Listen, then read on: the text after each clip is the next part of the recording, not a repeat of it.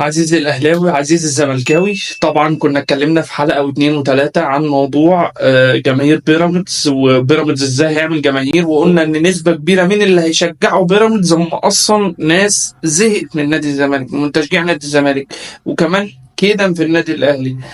كلنا شفنا تصريحات عضو مجلس إدارة الزمالك اللي كان مع إبراهيم فايق، وإبراهيم فايق حرجه وقال له على فكرة أنت عضو مجلس إدارة في نادي الزمالك، لما اتكلم على بيراميدز وقال بيراميدز فريق مظلوم، وإيه المشكلة لما ياخد الدوري؟ مشكلة إيه اللي ياخد الدوري؟ فين المشكلة؟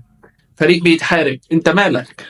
مين اللي قال لك إن هو بيتحارب؟ الفريق اللي بيتحارب ده خد مكانك، فلو هو بيتحارب فهو بيتحارب منك ومن إدارتك ومن محبينك، ده لو في حد بيحبك أصلا.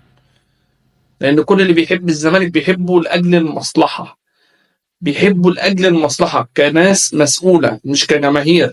الجماهير بتحب النادي لانها بتعشق الكيان ده، ما بتاخدش منه حاجه، لكن كل اللي مسؤول جوه النادي هو بيحبه عشان اسمه يتشهر بس، عشان يتربط اسمه بالزمالك. فاصبح الجماهير اللي بتشجع بيراميدز هي جماهير منتميه للزمالك.